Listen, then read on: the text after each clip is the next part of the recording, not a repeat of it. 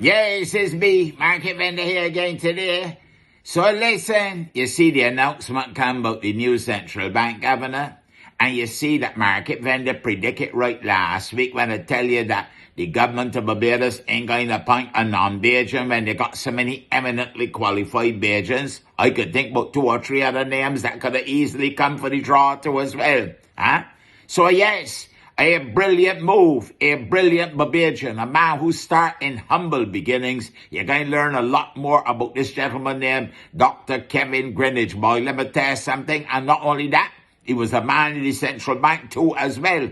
So he got the experience. And he come from an international agency called the IMF and been about here for the last 4 years helping with the recovery of Barbados. Dr. Kevin Greenidge, a brilliant Barbadian, and he will now be the new central bank governor. Yes, another erudite Barbadian chosen to head up the most important financial institution in the country. Bravo, bravo, bravo. Well done, well done, well done. Now, I hope he will also be an inspiration to young Barbadian men and women from humble beginnings to know that you too can start humble, poor, you understand, almost destitute sometimes, and you could rise to the top, and you could definitely achieve world class if you really put your mind to it and make sure that you put your elbows to the wheel.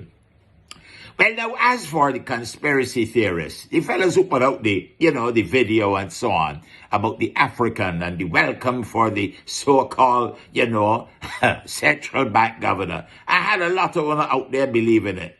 I can only remind them that what you see on the internet, you got to discount a lot of it. You got to distill it and put it as swill. You understand? Those of you who are older would know what swill is. Sometimes it's the foolishness that is feed to pigs. All the leftovers, all the grains, all the ends of food, and so on. It is pure unadulterated horse manure. Yes, but anybody with a modicum of intelligence would know that. But the people who keep creating these things and putting them out there, what they don't feel that when they're losing credibility bit by bit, or not bit by bit, but in large chunks every day, every time you put out some foolishness that you don't know is not true, and you put it out there for people to consume, and for 2 minutes, you get a couple hours of glory, and you get some excitement, and you get people all riled up and so on, only to end up with egg all over your face. Addled eggs too, rotten eggs, yes. And as for the gentleman who apparently has found new fame via the internet and has become an expert on a whole heap of things, sir, I would suggest that you stick to what you're good at.